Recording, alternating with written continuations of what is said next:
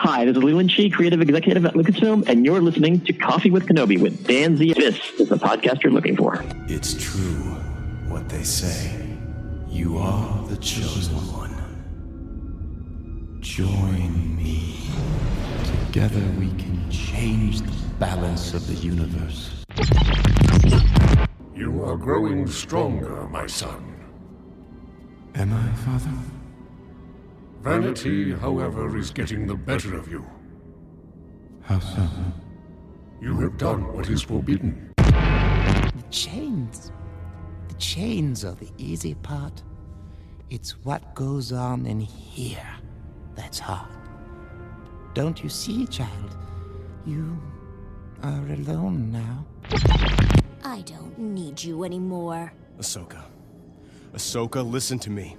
He has done something to you. Snap out of it. This isn't you, Ahsoka. Isn't it? I feel more like myself than I ever have. Hey, Snips. What's going on? Not much. It's good to see you. This is Ashley Eckstein, Ahsoka Tano from Star Wars The Clone Wars and Star Wars Rebels, and you're listening to Coffee with Kenobi with Dan Z. Hello, my friends, and welcome to Coffee with Kenobi. This is your twice-a-week spoiler-free place for Star Wars community and conversation. I'm your host, Dan Zare, delighted to talk Star Wars with each and every one of you.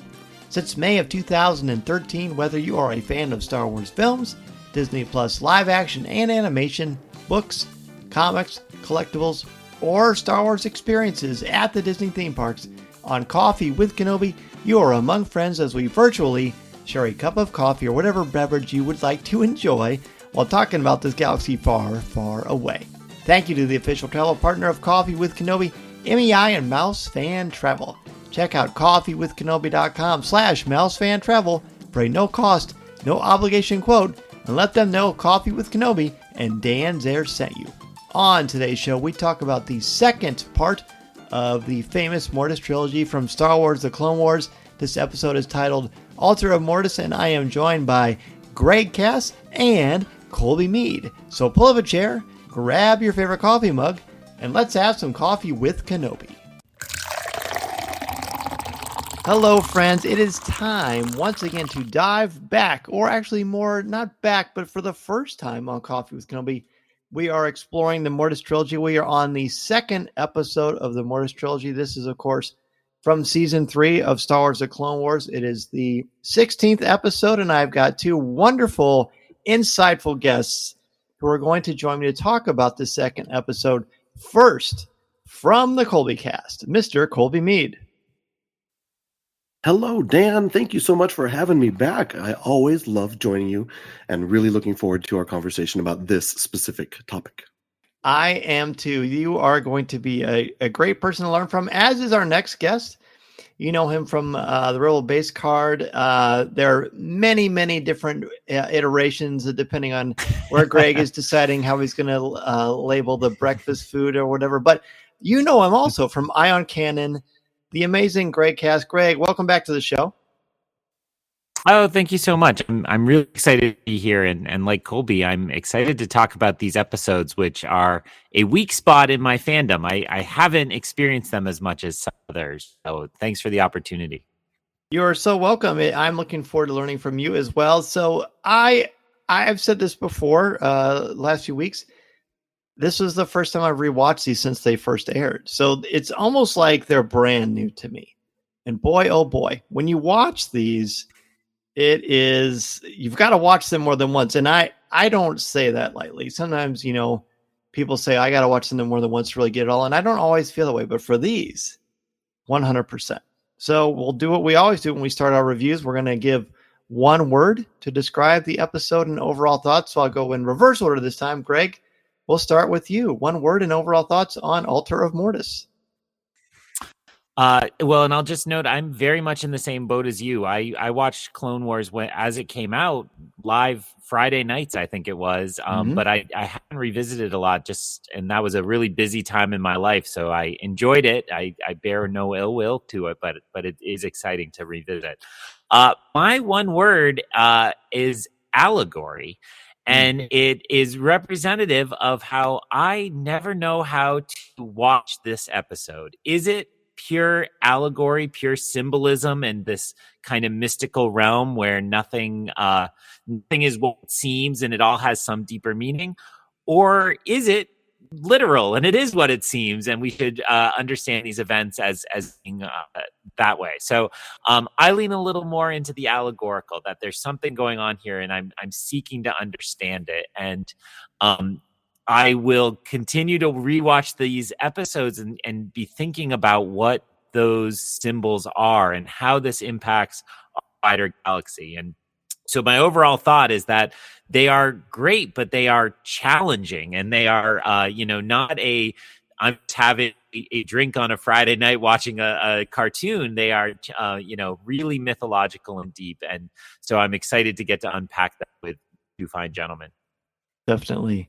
Colby, what about you? One word and overall thoughts on Ultra Mortis. So my word is going to be fabulous, but not in the, this was fabulous sense. More like this is rooted in fable and myth type of fabulous. That's the sense I'm going for. Because, Greg, just like you, I'm going to keep the allegory train going.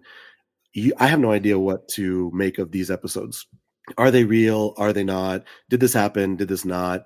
But there's lessons to be learned. It's myth. It's mythological. So they're teaching us something. And I feel very strongly that this episode does that. I feel like this of the Mortis arc, this episode here is the bridge, right? From the beginning to the end. So lots of things happen, but I sort of feel like it's more character driven. We learn a lot about the characters. The son is here and he's trying to steal and kill and destroy.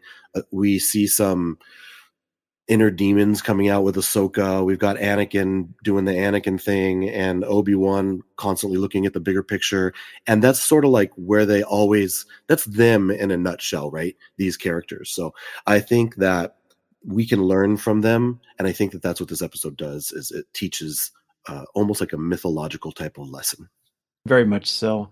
If I was reviewing this from a culinary perspective, I would say it's onion, because the more you peel, the more it stinks, because you just can't quite figure it out. But that's not my word.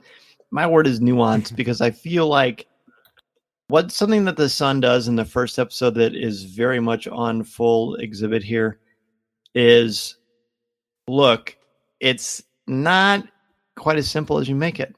There's so much more going on. Like you, Greg, the allegory is very, very much in play. I was more convinced than ever after viewing the first episode. This is all allegory. This is all some sort of spiritual thing that Anakin is going through. But that goes away as soon as this one starts. Now I feel like, no, it's not. Maybe it was, but now maybe it isn't. And as I've said many times, I like questions more than answers. I like not knowing, but I feel like we get a little bit more here than possibly originally thought. The opening remark is, he who surrenders hope surrenders life. I raised this question last time. Who is the voice of these cards? Right? Who is the authentic voice of these cards? Is this a reliable narrator? Is this something that we can trust? Or is this just simply... I proposed earlier, it was the thesis of every individual episode. Greg, what do you think? It's a really good question. And it's funny, when you pose it to me, I was like, I liked it much better when you asked Dennis and Father Jim, because I didn't have to have an answer. But I do like that question, because I think part of my kind of initial response is link it so much to the Tom Kane opening kind of newsreel voice that it feels like him, but they aren't that. They are something separate, and it's a very different mode. They are, I hear them most commonly referred to as fortune cookies, and that's often what they are, some kind of aphorism, some kind of takeaway. And in that spectrum, this one stands apart because it is about a person, right? It's a he who surrenders hope, surrenders life. And that made it feel a lot more directly tied into this episode than some other ones have in the past. It's a real big swing on my part to say this, but I will say that one of the things I think about is I go back to the Journal of the Wills, right? And this original concept that we know was in George's mind when he played out Star Wars. And there's some part of me, the way the wills kind of come and go in the From a Certain Point of View anthology and other places, like they're still a part of Star Wars mythology. And I want them to almost be that, right? Like some bit of wisdom of passed down to us from the galaxy far, far away, the lesson of these stories. And in that regard, I think, if this is less and less by the time we get to season 3, if it's a kid's show to teach kids our morals and our values, which is how George always thought of Star Wars, this really feels like a lesson from the wills, from George, to tell everybody, like, hang on to that hope, clutch on to that hope. Mm-hmm. Wow, really good. Colby, you want to add anything to that, or maybe add sort of your own perspective? Well, I was going to go the thesis route, and I'm saying route, not route, because we're here with a New Englander here. You got to say route, not route. That's fair. And he's dressed for the role as well. And he is, absolutely. I also heard you bring up the thesis idea with Father Jimmy and Dennis last week, and I like that very much, and I never had really looked at these fortune cookies as a thesis, but I can totally get behind that idea. But now I'm second guessing myself because Greg did such a good job of sort of giving us a new idea. But I'm going to stick with the thesis because the theme of hope is really, really, really a big idea in this episode. And last week or last episode, you talked about your students, Dan, and how the papers they write, all those supporting points have to go back to that thesis. And it's almost in this episode with Anakin delivering a line near the end, it's almost like heavy-handed how much they're emphasizing hope here. So I like the idea of thesis. Plus, whenever I hear the word thesis, I think of Partagaz from Andor saying "thesis, please," which just tickles me to death every time I think of him. So yeah, I like the thesis. So I do too, and then sometimes I don't, because I think, again, I try to think about who is the narrator. This is clearly sort of a different ideological construct breaking this down. But when you surrender hope, you surrender life. So you can give up on something. You can be void of hope. But how do you surrender life? I mean, to me, it's more like, are you really living if you're not living for anything? So then I ask the question, what is the son living for? Is he even alive? He is. And the more I look at this and think about these episodes, I feel like, gentlemen, these three characters, we hear them referred to often as the Mortis gods. Well, maybe they're gods along the ways that Thor is a god in the Marvel Cinematic Universe. He's immortal until he isn't, right? Loki is immortal until he isn't. So they transcend the normal life cycle of a normal human being, but they're not. I feel like the Mortis gods are so flawed. I'm particularly drawn to the flaws of the daughter, and then I'm really drawn to the flaws of the father himself. I mean, we're not going through this linearly. I think there's a lot of great stuff to talk about. But I feel like this is probably the most interesting topic, because if they are flawed, then to me, my thesis is, well, the father, and he says this a lot, he should have never brought Anakin in the first place. And is it his fault that Revenge of the Sith happens?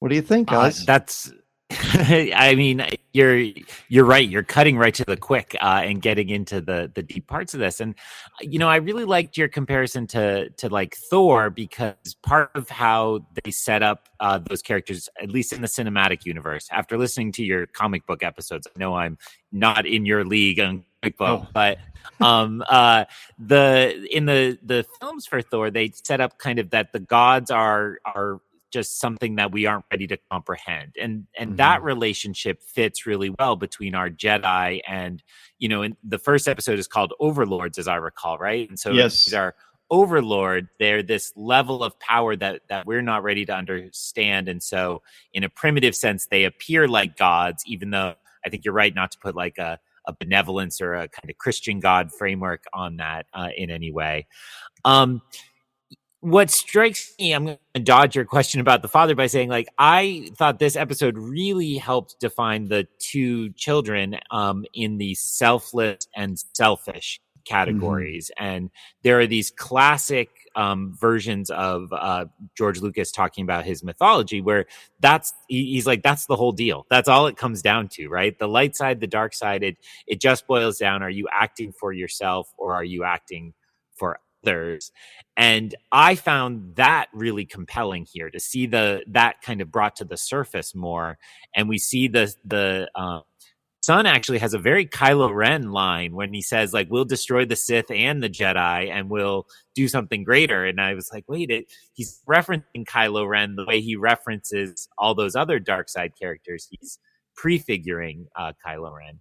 So that to me means that if the father is supposed to balance out those impulses, then it is a kind of mythology of the cosmos, but a mythology of the individual, right? The father is our own consciousness pulling those two forces within us. We all want to act selflessly at times, and we all want to act selfishly at times. I mean, we're all displaying beautiful collections of us acting selfishly behind us. So how can we make sure that we regulate ourselves and our own impulses to have that balance? And when we fail for ourselves. We go through a dark time. When the father fails, to your question, maybe the universe goes through a dark time. And if the father is supposed to be like the one who brings balance in the middle, then it should be equal parts dark and light, Rob, probably, if we're again deciding that balance in the force means they have to be equal, because the son says you can't have light without dark. Like, you need me. I would think if I were the son that I would feel like, is the father favoring the daughter, because everything he does is working against the son, and yet the daughter, who is the good, the light, she doesn't really do a lot besides give him a weapon. And so there's a myth of redemptive violence suddenly where, no, this is the only thing that can stop him. But she doesn't say stop him. She says control him. I believe this is the only thing that can control my brother. So the only way to control the dark side is through the threat of violence. I don't know. I'm just sort of throwing a lot of stuff on the wall here, but that's why this is so nuanced, because it is so unclear what is the right way to go. And yet somehow I think Anakin is more poised than anybody. Well, Obi-Wan, of course, is Mr. Poise. Let's not get crazy. Of course he is. But I think it's really, really interesting. Colby, we're throwing there's a lot of stuff in this Star Wars buffet for you to pick and choose from. Go anything that kind of jumps out at you. You know, the thing that I'm sort of glad you guys didn't touch on, even though, Dan, you mentioned the daughter, is something that she says to Obi-Wan, which is almost like she's defending her brother when she says that his nature is selfish, and she says he can't help it. Which she says twice in the episode. She does. She does. And I find that wildly inconsistent with what she does next, which is take him to go get a weapon to basically control him. Mm-hmm. Why does she feel that needs to happen if he's just acting in his nature? And if we're to take that at face value, then she needs to let him do what he's doing, because she's doing what she's doing. She's acting in her nature. He's acting in his nature. And the father is there letting the will of the force play out. So why is there any action that needs to be taken at all? So I don't know, does she really believe that? Are we to believe that? And I find that actually quite hopeless if this is his nature and she's okay with him acting out in his nature. Well, his nature is bringing death and destruction. So I guess it goes back to the Ouroboros of this arc, I guess, which is very circular. And it goes back to the same place where we started, almost like the characters do near the end of the arc. So. Right. And if you're just supposed to let it play out, because don't be upset with him. It's his nature. So maybe it's like he's going to do it. I'm not saying it's good. I'm not endorsing it, but it's like hate the sin, love the sinner kind of a thing.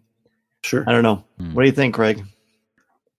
Yeah, well, I think you both pulled out good lines there, and I would add to the mix when the father is angered at the son in the first part of their first confrontation in the episode. He says, "Vanity, however, is getting the better of you," and so that made me really think about what exactly would the difference between selfishness and vanity be. Right? Because if you're acting in your own interest and you're very selfish, that's not exactly vain, right? You kind of have to have a emotional investment in yourself in some way to have vanity on top of that, at least how I parse those words.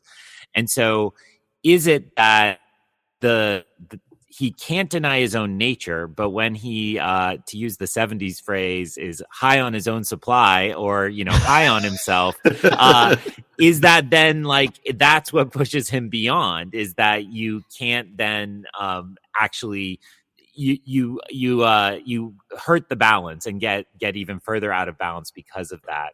And some of his plottings here, I think, are presented, Sir Gawain in The Green Knight and some other literature is all about the idea of like a cycle over and over again. And this is a little bit of what Loki is playing at this season. And I just caught that Colby got a Loki reference in, so I have to compete.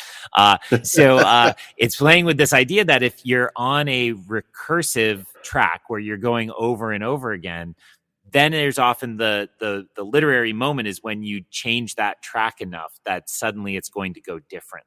And that makes me wonder, is the vanity this time the thing that's pushing this beyond the normal back and forth of the pattern? And the landscape of Mortis reinforced that, because last episode it was the cyclical, the light, the dark, the dying, and now it's darkness. It's very Lord of the Rings, very Mordor, I thought, in its version of that. So I think maybe we are seeing that things have already progressed out of balance too far. Even with the tower, right? That they are always. It's that was very purposefully designed to be reminiscent of the tower that Saruman is in the Two Towers. The beginning of this, I absolutely love the recruitment. When Anakin has that vision and he looks at a mirror image of himself, it's the son, and Anakin says something interesting. He says, "You must know I would never willingly turn to the dark side." Willingly. To me, that's like putting a caveat in there in a way. And then that's when the son says, how simple you make this whole concept of light and dark, as if there can be one without the other. And then again, it's this whole thing about, you and I can restore balance. I would love to know, is when someone who is Sith, or he's not Sith, he would probably laugh at me for saying that, but he's the dark side. If someone is team dark side, hashtag, do they, for them, when they say, help me get balance, is that their way of saying, I'm going to get rid of good and we're just going to be dark, and then we don't have to worry about balance because it's just us? Or do they really in their own twisted minds think, let's bring order by getting rid of anything that is not for us, which would be very selfish. And this is sort of an eternal question that transcends this episode, but I feel like these episodes really make it more than just a surface throwaway line. I feel like there's more anchoring of this concept throughout these three episodes themselves. I think if we remember what we've been told about the Sith, selfishness obviously is there at the center of all of it, and power, control. They clearly feel that they're in the right. We're thinking, like, I think of Thanos. He's such a great villain. He thinks he's right, and doesn't matter how he's gonna get to his goal. He thinks he's right. He's gonna do it. Sith thinking is very much the same way, and we see the son talking about that. He wants to. I'm sorry. I'm not going to break the rule. We're not going to talk about the next episode. I know there's another episode. How exciting! But his main objective is to rule and to control, right? And he's okay with doing that through that power. And he's not going to be burdened by the label of Sith or Jedi. So that really reveals his inner core as a dark side being or dark side user, because it's a very foundational pillar, right, of dark side thinking. And I agree with you. That first scene is a brilliant way of showing that, and it's Anakin seeing himself first. And can I also just pause and just give a shout out to the vocal performances in this episode? Are just Sam Witwer always kills it, but again, he goes from 0 to 100 in a split second, doesn't he? And it's just so excellent. And then of course Ashley Eckstein, and Ahsoka, especially when she's scary Ahsoka, is just tremendous. Anyway, so sorry about that rabbit trail, but yeah, Sith power control. They think they're right, and they're willing to do whatever. They take the easy way to do it, like Yoda has told us over and over. That's right. And the son gets really mad. He's so mad he turns back into that gargoyle version of himself, and he says, "The Sith, we will destroy the Sith and the Jedi." He wants to destroy the Sith. I think he just wants it to be Team him. When Ahsoka's kidnapped, when she's in that tower, and that small purple creature who's never named, ultimately we realize it's the son. It's always so it's almost very Old Testament, isn't it? Like when you turn into the small creature that has a very sinister way about them. They try to come across as like relatable or personable, and then the creature talks about it's impossible to escape. And I mentioned this on the live show this week. But when I first watched it, I thought he's talking about Ahsoka. Like, you can't escape me. I'm the son. We're on Mortis, blah, blah. Then I started to realize, no, he's talking about himself because, again, he is selfish. It's impossible for me to escape this planet. That's why I need your master, because he is powerful. He's the chosen one, which clearly the son believes, and we know to be true. It's not Luke. Sorry, Dave Filoni said it's not Luke. I wish it were true, but it's not. And so then he bites her. And did he need to do that to make it happen? Probably.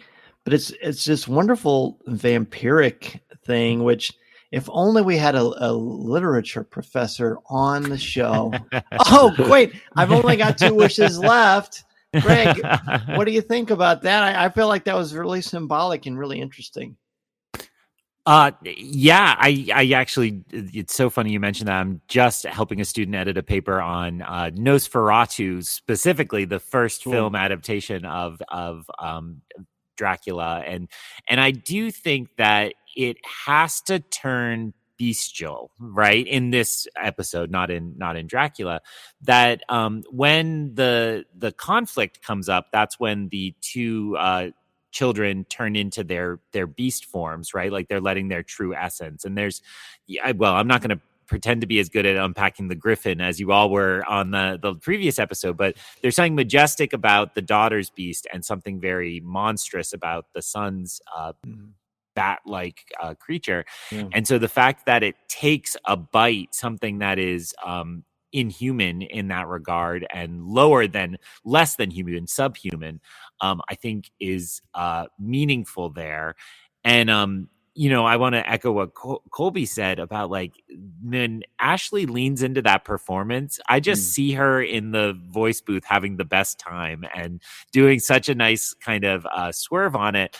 But it's really, to me, at least as a viewer, it's really unsettling, because this is Ahsoka. This is Snips. This is, our kind of beating, pulsing heart in this time period. And she's turned dark so easily and within that. To pick up as a last point on your idea of escape there, he says, he wants to escape, or there is no escape, as you pointed out.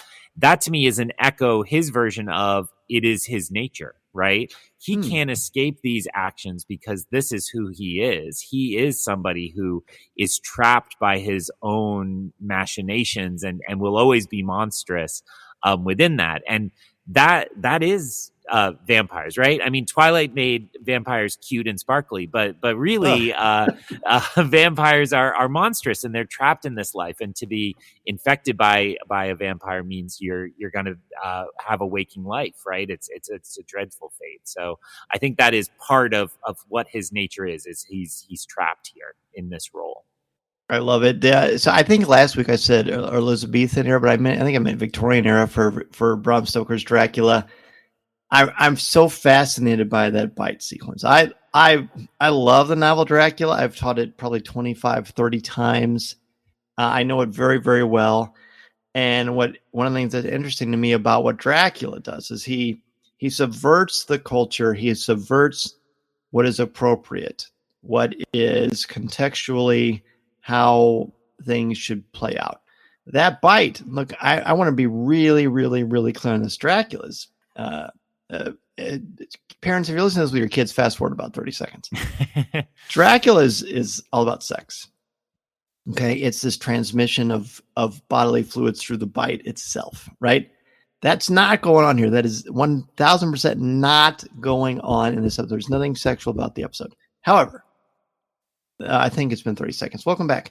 That bite right there, that becomes an infusion of what is evil, and it goes into Ahsoka, and it changes her chemistry. It kind of makes her older than she is. There's kind of a weird, seductive, perverse playfulness about her. Again, it's not supposed to be like, well, okay. Here's what it is. I think Anakin's biggest nightmare, probably in the context of this series, is that he will fail Snips. He will fail Ahsoka and not be a good teacher, not be a good mentor to her. I think one of her biggest fears is that she will not live up to who he is, or that she will disappoint him. Now, it's not super, super important in their overall arcs, but it is an underlying factor. So when the son does this, he makes Ahsoka suddenly, I compared it on the live show to when you're in halt. If you're hungry, angry, lonely, or tired, you're not supposed to argue with your spouse because you're not being your best self. This is the worst version of who Ahsoka can or could be. And it's scary for Anakin, but it's more scary for Ahsoka because she loses control and he takes that away from her. And I think it's such a huge violation of who Ahsoka is and who Ahsoka wants to be. That's why this is really, really scary. And then for us as an audience, she even takes on this Harley Quinn. Sometimes Ashley X9's performance echoes, or is it Arlene Sorkin who played Harley Quinn, I believe, in the Batman the Animated Series? Hold on, we're going to genuflect because I think that's the best animated series ever made. And so I think it's really important that it's a bite that transmits this, because he's infecting her and infecting all the purity of who she is. And that's very, very scary. He takes away her voice and her control and forces her to be who she isn't, just to manipulate Anakin.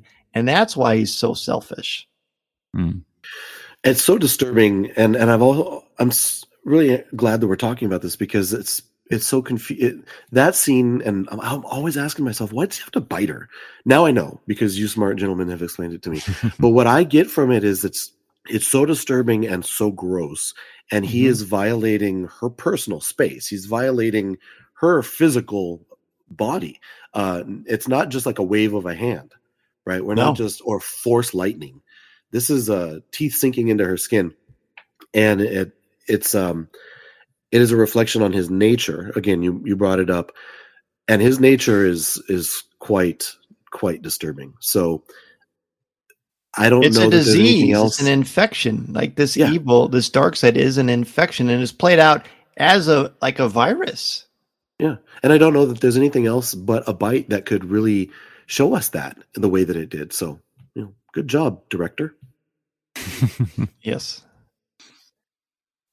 Okay. Well, so I will say the choreography with the fight sequence with Ahsoka fighting against Anakin, later Obi-Wan, is really, really terrific.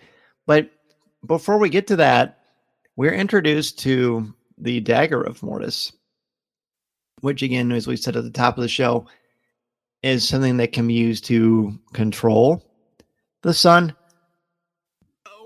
Greg or Colby, either of you, I don't care who goes first, whichever of you feels particularly called to do so. Why is there a dagger of Mortis? I mean, obviously you need some sort of a fun thing. I'm surprised we don't have a dagger of Mortis at Galaxy's Edge that you can purchase, because I would buy one. We all would probably. But why do we need a dagger? Why do we need this to keep everybody in balance? I mean, I guess that's the altar of Mortis. This kind of Minecraft segment of the show where it's down there, and it is obviously something that can be used to kill these three very, very powerful figures. But I'm so interested in the concept of it and what it means, why they need to have it.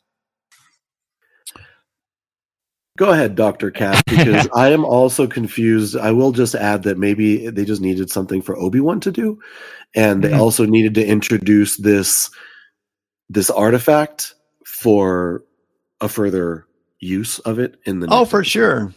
But then you wonder, why does it exist? I have the same question. I wonder the same thing. Boy, I tried. Held the line and did not watch the third, and so everything you're saying there is a third, and then that there's plot points. It's intriguing to me because I really have no memory of it. I did remember there were three. It is a really interesting point, and folding those questions together. So there's a dagger that exists that was created by somebody, one would presume, as a means of control, and then it takes the position in the title, right? I mean, the first episode being Overlords makes a lot of sense to me, and then this one being the Altar of Mortis, that is harder for me to figure out and to crack about why you would do this. And when the dagger is revealed, the father is quite angry that the daughter has shown it to these outsiders, and I think that might get back to Dan's original question of whose fault is it here, right? Like the father clearly blames the daughter for revealing the dagger, but he's the one who brought them all here, which gave them the opportunity. And it starts to very much feel like the kind of classic Greek mythology move of everybody trying to avoid a certain outcome, which means every action helps advance us towards that outcome. And I don't have a lot of answers about who controls it. It felt to me like it was the fathers, right? And so I would say that it probably is a part of the balance, right? That if it's the break glass in case of emergency, go down to the lava, open up the altar, and pull out the dagger. If you've lost control of, I suppose, either side, to the extent that balance is truly threatened and the whole galaxy will fail, then this is how we end that problem. I go back to the Overlords episode where I think it's Qui-Gon says this is a conduit of the Force, right? And so if this place has such a deep impact on what goes on in the traditional galaxy or the original galaxy, it seems to me that you have to have a fail-safe of that level, right? Where if all else fails, you just have to commit a violent act in this case and just prevent it from spreading back to that original galaxy.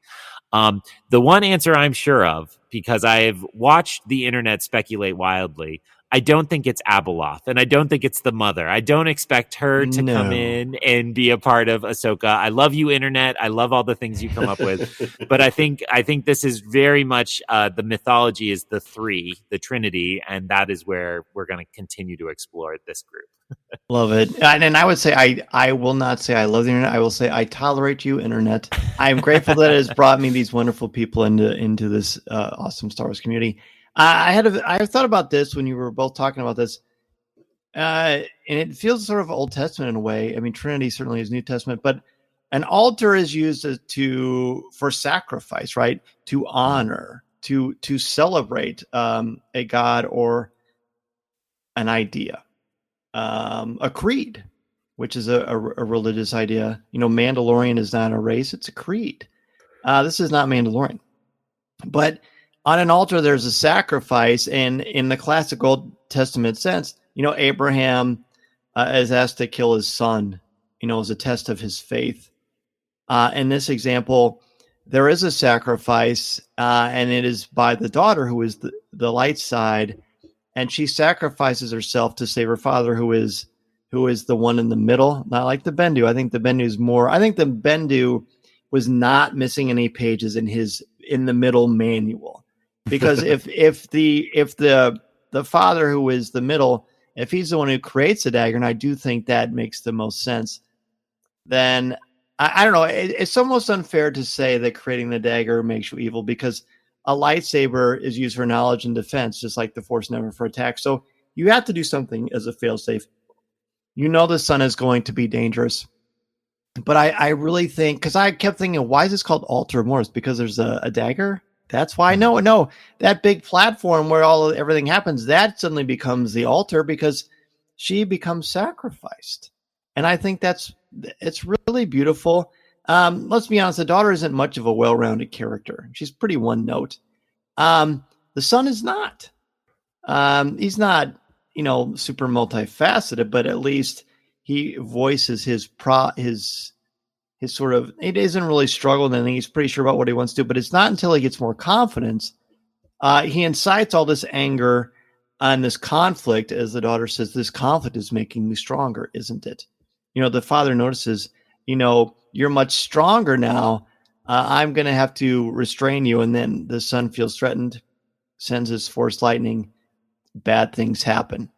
I'm going to jump around, though, a little bit, because at the end, when the daughter dies or is about to die, Ahsoka's dead. Like, Ahsoka is not metaphorically dead, or she's dead. She dies. And I had forgotten about this. We know that the Convor Morai, who looks a lot like the daughter, has followed Ahsoka around in the Clone Wars, in Rebels, in The Mandalorian, and of course, in her own titular series, Ahsoka. This is why. And I'd forgotten this, right? Set the stage for us. In fact, Colby, I'll have you kind of explain what it looks like, and then I'd love to hear your thoughts about kind of what happens. With the resurrection of Ahsoka, you're talking about? So, I also questioned, and I didn't forget that she died. I remembered very well because I talked to my boys on the Colby Cast during Ahsoka. We referenced this because it was during the whole World Between World Anakin lesson, and we were discussing, is this real? Has Ahsoka died? Is she fighting for her life? And the point that she had died in the Clone Wars came up, and we were sort of divided, like, well, is she going to die all the time? Is this it's like a thing that we're going to go back to? But anyway, so there's no doubt about it. She has no eyes. Like, her eyes are completely white, and it's actually really terrifying. The daughter is laying off to the side, and she still has light. She's not, like, when she is gone, her light is gone, but she still has light, and she sort of points over at Ahsoka, and almost like sending a message, like, I can save her. Don't let my death be in vain. And I found it really interesting that, like, she could have just touched her, or they could have brought Ahsoka over to her, but the father, like, places Anakin in the middle and controls his movements and makes him the channel to get that force life, or that last of her force energy, if we want to call it that, to Ahsoka. And then Ahsoka, sort of jumps up and is alive again. And I found it quite funny, actually, because she has no memory of what just happened. And she's asking, like, what's going on? And Anakin just goes, nothing much. He just tells her, nothing much. Like, you didn't miss much. Don't worry. So I found it interesting. And I also find it interesting that we don't see Morai immediately. We won't discuss the next episode because it's against the rules. But we don't see, if you're going to be on the nose with this, like, you would see her off in the distance, right? And I think it's really a good storytelling choice not to show us immediately, because she sort of mysteriously arrives down the road. And I think that is really nice and subtle. Beautiful. Excellent. Greg, I enjoy you having to follow that and not me. That's why I'm the host. That's just the only reason. I really like the combination of both of your last comments. How, Dan, you made me think a lot more about the Altar Mortis in the title. The game I play on our show with every title of The Mandalorian in particular is I'm always like, but here's the 3 ways to interpret the title, whatever it is. And I think you pointed out that there is perhaps a secondary way to interpret the Altar Mortis. And you said that we make a sacrifice on an altar to a god, or to an idea, to a value, to an ideal. And I think that really helps me unpack this last moment, that there are multiple sacrifices there, right? Anakin has to lose Ahsoka to learn a lesson here. And that is something that is tragic and is awful. And I completely agree with both of you. She's dead, right? Like Rey at the end of Rise of Skywalker. It's like, no, she's gone. Like, and the fact that Anakin, the sacrifice was required for Anakin to learn the lesson. And then the daughter can act to make a sacrifice to bring her back. And that doesn't undo the lesson because Anakin experienced the loss and Ahsoka experienced the death. But it also teaches us another lesson. So then the question for me becomes, what's the value? What is the value that they're all learning to? And I think we have to point to the fortune cookie and to remember that you can choose hope, that you can choose to live for a reason and to have hope that you can do good in this universe and to continue on. And the daughter chooses to have hope that her death can mean something if she puts goodness and light back in the universe. And that is Ahsoka's return. And Anakin has learned that, you know, I think this guy Anakin has attachment problems. I don't know. It's come up once or twice here and there. And so I think he has to learn that, you know, to have hope is actually to let go of your attachments sometimes and to see that. And that doesn't mean surrendering your life as the fortune cookie suggested, but it means to embrace hope. And the Jedi will give him that same lesson. Yoda will say that in Revenge of the Sith in exactly a way that he shouldn't. That means nothing. It just sounds like dogma and empty Jedi wisdom.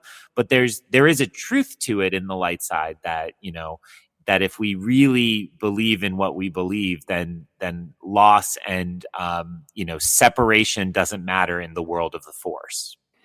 And everything that you're saying is, both of you so beautifully said, of course. Again, it's never an accident. Well, when I think of people who will be great to help me understand these episodes and explain it with me, I mean, you two are phenomenal. So thank you, just as an aside for what you're saying, because it is helping me unpack this as well.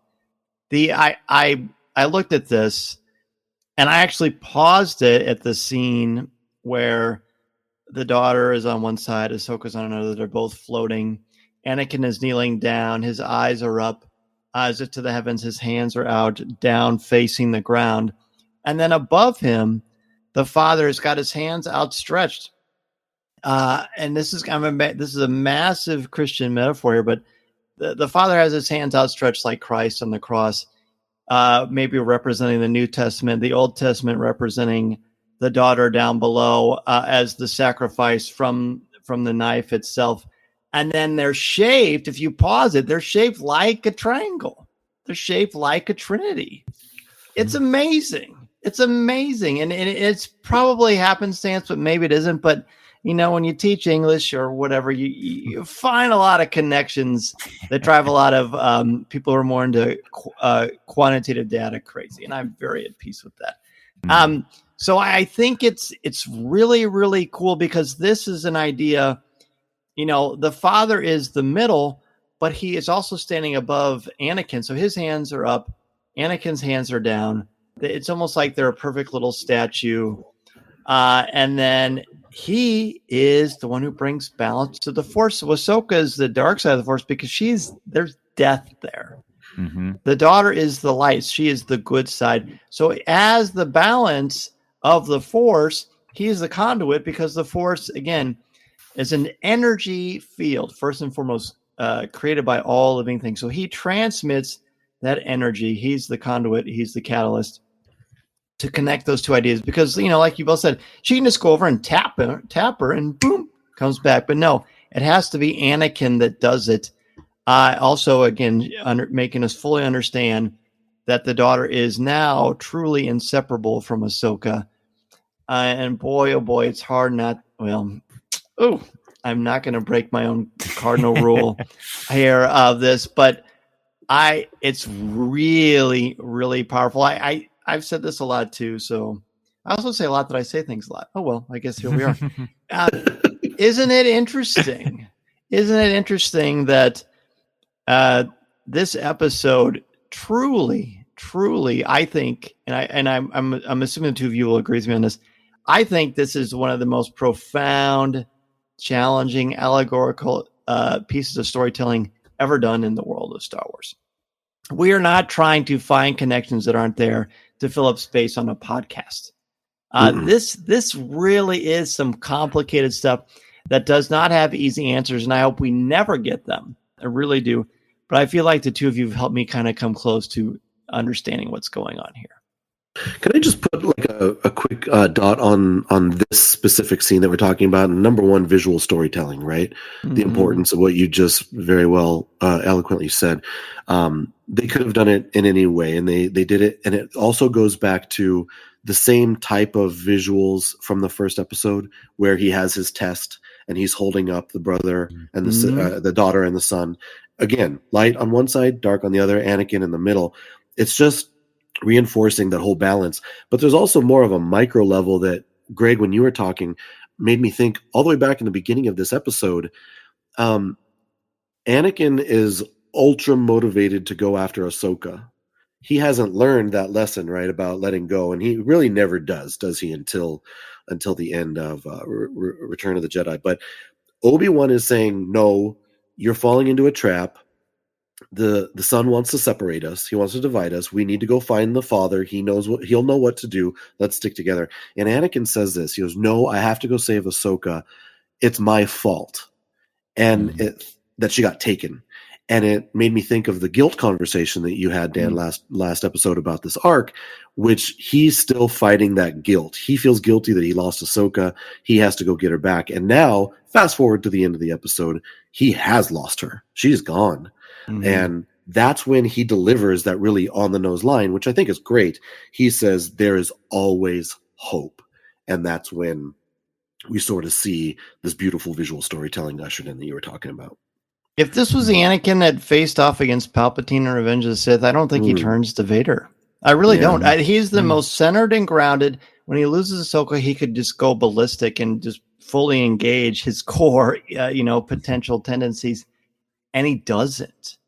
And it's just, I think Mortis helps us to love Anakin more. It also makes it more tragic when he does fall, because, again, as we know from Kanan Jarrus, Luke Skywalker, just being human beings, you can learn the best lessons, but because we are human, we fall and have to learn them again. It just makes this much more tragic. I'm not going to break the rule and talk about the next episode, but I will say what this conversation has done is, I think I really enjoyed Ahsoka, but I think on average I'm like one letter grade cooler than most Star Wars fans seem to be, and that's no shame on the creatives on it. But this conversation has made me think, as you just said, Dan, like this is the richest storytelling we probably ever saw in Star Wars. And it is Dave, and as my comments tonight probably show, I think it's a lot of George. George was on his way. He was getting ready to retire, and he said, I've got a few more things that I've always thought about that I want to put in play before I go. And so I can absolutely see why Dave would take the opportunity to come back to this. And boy, the dangling end of the new Ahsoka show, where we're seeing that we're going to come back, and I'm sure why we're talking about these episodes on CWK is to really prepare and think about what could they do here. And I leave this conversation charged with Star Wars is going to keep telling amazing stories, and it's going to challenge me. And Star Wars for me is at its best when it's challenging and it's not all superficial whiz bang pew pew. I mean, that's great too, but it's great when it really challenges us, and it makes me more excited for Ahsoka. And I think we're gonna have a long wait till that story continues, but I'm very excited for when it does. I am too. I think that is a great place to end the main part of this conversation. Let's go ahead and give letter grades, and any last minute things you want to add on to this conversation? I almost said to Ahsoka. I wish Ahsoka's last episode was as profound as this one, but Colby, go ahead. Letter grade and any last minute thoughts.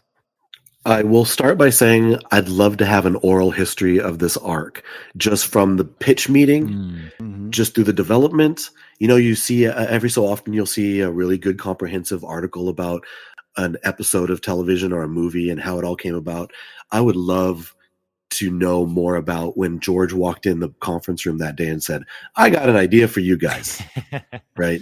I don't know if we'll ever get it, but anyway, one can hope. I'm going to give it an A+.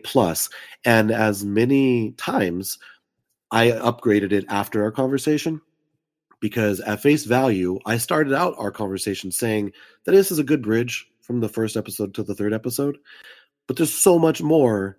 It's a very ornate bridge. Like, this is a beautiful bridge. If we're going to be on this bridge, it's amazing because of the thoughts expressed through this conversation. I was going to go with an A, but I'm going with an A+. So again, thank you for helping me to give that upgrade. Oh my gosh. Thank you for teaching us about this episode. Greg, what about you? I'm really interested. Are you like your cohort Jen, who just will not give A pluses no matter what? When I was first a teacher, I showed up on a website called Rate My Professor, which I'm sure nobody knows exists. And definitely that's not what professors do in the break room, is go over their Rate My Professor reviews. But I had one for years, and it was only one. And it said, really great guy, really supportive, but man, you have to work hard to get an A. And I was like, done. I don't want any other reviews. Yeah. If that's my reputation, that's exactly what I want. Absolutely. It was a negative rating, but it was exactly the message I wanted out there. So I think I'm going to fall into what you suspect. I'm going to go B+. And I will say I like Colby. I'm leaving this conversation more positive. But it's something about it that I'm so challenged by, which again, I agree, I do enjoy. But the fact I want like 10% more that I really understand to kind of get to the A level. It's just, I still feel a little adrift here. And I think that's what they want me to feel. I think it's all intentional, but it just feels a little too abstract for me. And some deeply literal part of my brain is like, yes, but what happened? And I know it was invoked on, I believe, both your shows and our show during Ahsoka, the Dumbledore line from King's Cross Station. Like, just because it happened in your head doesn't mean it wasn't real. And I think that's the only answer there. But I'm going to go B+. My one extra little bit I just want to shout out. I will say the Captain America of the CWK Avengers, the Dear Mary Purdue, put me on to the visual symbols of the daughter and the son. And I was spending my whole time in the last in these two episodes tracking those two symbols. The daughter has a very rounded symbol and the son a very jagged, spiky one. And the windows and the floors, they use these symbols, and sometimes they are balanced, that they're the same size. Other times the sun symbol is kind of enveloping the daughter symbol. And I could be wrong, but I swear the headgear Ahsoka gets when she wakes up halfway through her new season, or her new series, is a symbol very reminiscent of what we see for the daughter. So Colby asked for a history of these episodes. I want a history, somebody to track all those symbols across all their appearances. Mary found it in Ilum, I think. So maybe this is her project, a good retirement project for Mary. She can spend the year tracking those and informing us all. And she's an educator too, so perfect. Yeah. So yeah, those symbols are there. I actually one of our listeners, whose name escapes me, I apologize, talked about the differences and kind of the pluses and the minuses of these symbols and how they combine together for the fathers. Pretty cool, by the way, when the father's laying down and on that stone, that he's perfectly in the center, and you can see that it looks like he's got wings that are etched into it. So he's almost got wings as well, but he doesn't transform into a beast form. This one is tough because the first time I watched these 3 years and years ago, the first episode was my least favorite. Now it's my favorite, and I gave that one an A+. So this is not an A+, mostly because it's so dark and depressing, and that's not a bad thing. It's an excellent way to tell a story, and the pathos of this is very, very rich. I was very engrossed in it. But I liked it, and I wouldn't say I appreciated it more because of the three of us talking about it, and it just sparked these different ideas. There's a lot of Christian symbolism in here, and I'm going to be biased because I am Christian, and that's okay. But there's a lot of other Eastern religions and philosophies that are intact too, which you always see in the Force. One of the things I've always liked about George is that he combines a lot. The Force, first of all, is fake. Sorry, but it is. But the Force combines a lot of different religions, a lot of different ideas about what it means to be good, about what it means to be true, about what it means to care about others, and what it means when you go the opposite path to that. And I feel like it opened up a lot of conversations. So I'll give it an A because all the questions it asks, again, I feel like we throw that around a lot, but this really does have so many more questions than it does answers. There's nothing simple about this one. The only reason I'm not giving it an A+ is because I like the first one a little bit better. Listening to Coffee with Kenobi, you are, with Dan Z, the podcast you're looking for. This is... yes.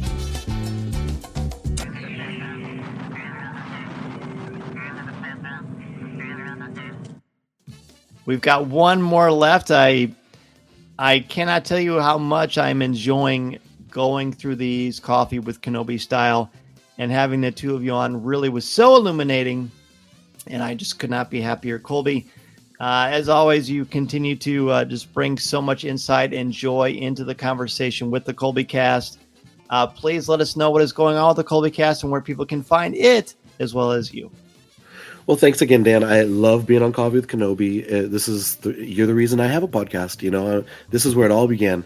And so many people that I have met, wonderful people like Dr. Cass, and so many more that I could sit here and name off, Ross and Mary and Greg, all these guys. It's because of you, Dan. So I appreciate your friendship and always, I spent all day watching this stuff and reading. I have my Star Wars book right over here. I think you may have heard of it. It's a great resource. So anyway, I always love joining the conversation. So thank you for having me. You mentioned the Colby Cast. My sons and I, Caleb and Luke, we like to put smiles on faces. We talk about a lot of Star Wars. We talk about Marvel, pop culture, and storytelling. That's where we live. Last episode, we spent about 20 minutes talking about the new Beatles song because, that's what we do. So you can find us on all of it except Facebook and TikTok. For some reason, I haven't gotten around to doing that. But all the rest of the socials, X, Instagram, Threads, Hive, and even Blue Sky now at the Colby Cast. So check us out. We would appreciate having you. Well, the fun aspect is true. You do bring a lot of fun. And thank you so much for your kind words. Truly appreciate it. Greg, you are also someone that is pretty much ubiquitous in fandom, and I think we're better for it for having the both of you there. Please let us know about your Substack, about the work you're doing with Jen, and of course, that other Greg that is floating out there somewhere on top of a Purrgil having the time of his life. Oh, absolutely. Well, echo to your my thanks for having me on again. I will say I had a fantastic summer, but the one devastating thing that happened is I was asked on for Indiana Jones, and we couldn't make the schedule work. And I've been just moping around the house ever since. So it was great to be able to say yes to this one and dive in. So thank you very much. Yes, the place, I'm bopping around a lot of podcasts. I'm a professional podcast guest. And so I'm on the Rebel Base card feed. Greg is still threatening that we're going to do at least 3 season recaps on Ahsoka. He has guests lined up. I know he had some personal travel, but people can find me on those shows, and those are on Rebel Base Card, which is also just great to follow if you like trading card information. And then I've been pretty much weekly on Jen's podcast, which is the Long Take Review podcast. We recorded last night on the Holdovers, which I kind of accidentally went to the premiere of, and it's a good story, and it's on the podcast. I'll leave that out there. And we recorded the week before, or 2 weeks before that, on Killers of the Flower Moon, and next week on the Marvels. So if people are out there wanting to hear Jen and I talk about movies, we're having a great time doing that. And finally, my writing is on ioncanon.substack.com, and I have a great, well, I'll call it great because nobody else has read it, so I feel fantastic about it. A great new blog post this week celebrating the arrival of Phase 3 of the High Republic, and kind of contemplating what maybe live action Star Wars can learn from the High Republic Initiative. Oh, look at that. That's Dan's holding up the book, and I think he's going to read it to Colby and I for the next hour. I am. Buckle up. A huge thank you to Greg and Colby for joining me as we talk about the second episode, Altar of Mortis. I learned so much from these conversations, and I hope you are enjoying them and kind of looking at things a little bit differently as well. That's, again, what's so great about the rhetoric and the conversations here at Coffee with Kenobi, or really any podcast or blog that you enjoy, to learn these different perspectives about this galaxy far, far away. If you like more writing and conversation about Star Wars, of course, go to coffeewithkenobi.com for Star Wars news, announcements, reviews, videos, and so much more.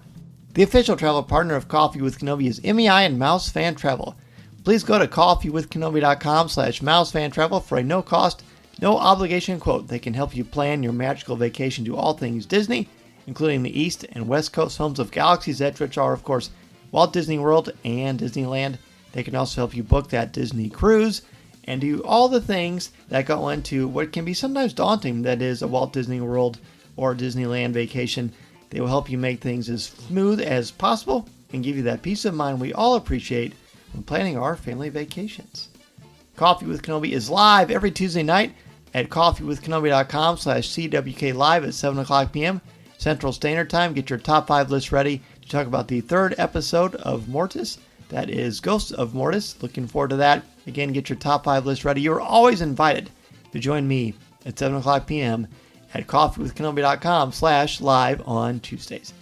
If you want to talk about things Star Wars related online, go to the Facebook group, the CWK Cafe, at coffeewithkenobi.com/community for Star Wars thoughts, comments, reviews, and opinions in a family-friendly, spoiler, and drama-free place. This week on CWK Pour-Over, we talk about the fifth episode of the classic 1984-1985 Marvel Superheroes Secret Wars comic books. Every week we talk about different pop culture topics, and you are invited to be a part of that conversation, but the only way to do that is if you are a member of the CWK Alliance. Thanks to you, the podcast, CWK Live, event coverage, and so much more is able to come to life. Find out how you can help this show for as little as $1 a month by joining the CWK Alliance, and you will receive access to CWK Pour-Over. That is our exclusive weekly audio and video podcast not heard anywhere else. You can go to coffeewithkenobi.com/CWK Alliance to find out more, or you can just go onto Spotify and search for CWK Pour-Over, and you can join the Alliance there as well.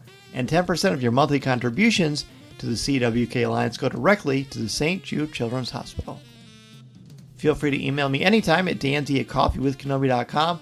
You can connect with me on Twitter at Mr. Zaire, MRZEHR, on Instagram at DanZaireCWK, and on LinkedIn.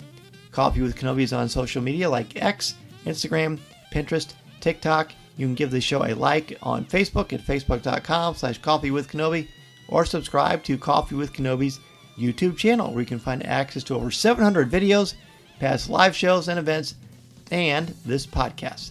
Please, if you have a moment, take a couple of minutes to rate and review the show on Apple Podcasts, Spotify, and Google Podcasts. If you would like a Coffee with Kenobi hoodie, coffee mug, laptop cover, or t-shirt, please check out coffeewithkenobi.com/shop. And finally, if you are starting a podcast or a blog or want to expand on your brand, go to danzymedia.com and I will gladly help you get that process started. I am also available to come to your school, conference, business, or organization to talk about how to tap into your strengths and help you bring out your very best. I want to thank all of you for joining me every week for a virtual cup of coffee, whether it's here or the live show, or maybe even both. I truly appreciate your time and look forward to the next opportunity to talk Star Wars with all of you. I'm Dan Zaire, reminding you that this is the podcast you're looking for. This podcast is not endorsed by the Walt Disney Company or Lucasfilm Limited. It is intended for entertainment and informational purposes only. The official Star Wars website can be found at www.starwars.com. Star Wars, all names, sounds, and any other Star Wars related items are registered trademarks and or copyrights of Disney and their respective trademark and copyright holders. All original content of this podcast is the intellectual property of Coffee with Kenobi unless otherwise indicated. This is the podcast you're looking for.